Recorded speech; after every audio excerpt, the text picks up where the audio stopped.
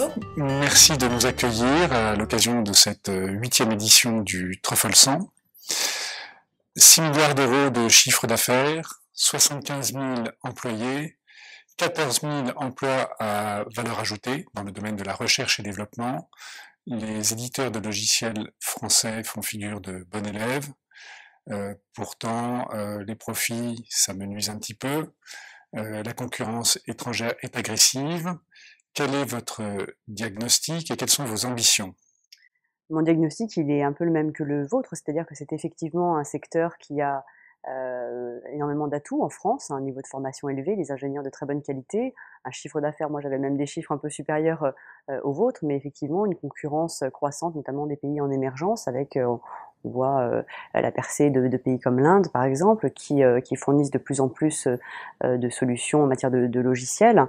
Donc je crois qu'il est absolument important de préserver, de protéger, de soutenir notre filière du logiciel, qui fait partie des filières d'excellence de la France, de l'aider à se maintenir à un haut niveau de compétitivité en lui fournissant en particulier des personnes bien formées et puis en ayant une attention toute particulière à la filière elle-même parce que c'est une filière à la fois stratégique en elle-même mais aussi parce qu'elle permet justement de moderniser et d'accroître la compétitivité de l'ensemble de l'économie, y compris dans ces secteurs les plus traditionnels. Donc mon diagnostic, c'est une filière très stratégique, d'avenir, qui permet de penser la modernisation de notre économie et donc absolument indispensable de la soutenir.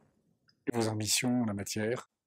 Alors, mes ambitions en la matière, elles sont nombreuses. Déjà, je pense qu'il y a une réflexion à avoir, et c'est ce que je m'efforce de faire avec Arnaud Montebourg, le ministre du redressement productif, d'avoir une vraie réflexion de filière. En s'appuyant sur un certain nombre d'outils, comme le programme d'investissement d'avenir, qui pour l'instant, bien sûr, s'est intéressé un peu à la filière du logiciel, mais peut-être de manière un peu trop saupoudrée. Eh bien, je souhaite pouvoir utiliser ce levier pour structurer davantage la filière autour d'enjeux d'avenir, qui me paraissent être en particulier, mais de façon non exhaustive, le big data, le cloud, les objets connectés, même si c'est périphérique, le logiciel embarqué, l'Internet des objets, toutes ces filières dans lesquelles le logiciel joue effectivement un rôle absolument majeur. Donc, comment les soutenir? Eh bien, tout d'abord par des aides et du soutien public à des projets de recherche collaborative. C'est ce que nous faisons dans le cadre de pôles de compétitivité. Il y a certains pôles, comme le pôle systématique, qui sont très performants en la matière et qui se consacrent à l'industrie du logiciel. Donc, rassembler au sein de ces pôles les PME, les grandes entreprises.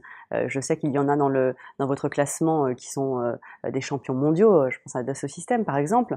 Mais rassembler donc au sein de ces pôles de compétitivité des grandes entreprises qui ont cette tradition d'excellence, avec des PME qui sont aussi excellentes mais qui ont besoin d'être entraînées, et puis des laboratoires de recherche publics, privés, pour faire jouer les synergies et structurer davantage la filière. Donc aujourd'hui, le programme d'investissement d'avenir, c'est 150 millions d'euros que le gouvernement a décidé de consacrer à 5 à peu près sujets qui concernent de très près l'industrie du logiciel. J'en mentionnais tout à l'heure certains, les objets connectés, le logiciel embarqué, le big data, le cloud, le calcul haute performance.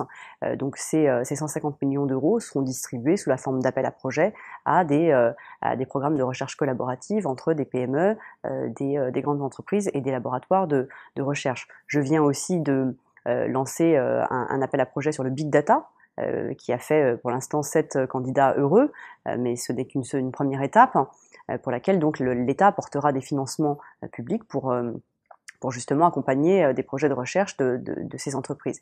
Et puis plus généralement, dans le cadre du Conseil national pour l'industrie, où nous réfléchissons en termes de structuration des filières industrielles, je crois qu'il est très important de pouvoir soutenir massivement la filière logicielle, d'aider aussi les entreprises qui ne sont pas dans la filière logicielle à être accompagnées dans leur transition numérique et dans la modernisation de leurs process, soit de production, soit de gestion. Je crois que le logiciel a une place centrale à jouer, hein, vous l'avez dit tout à l'heure, c'est une filière tout à fait centrale à la fois pour moderniser les processus de production, de gestion, et par conséquent, je pense qu'il est très important de pouvoir aider à la diffusion massive du progrès et des progrès technologiques réalisés dans l'industrie du logiciel, dans l'ensemble de notre économie et dans l'ensemble de nos entreprises, et en particulier des PME. Je crois que c'est un enjeu de montée en gamme et de compétitivité important.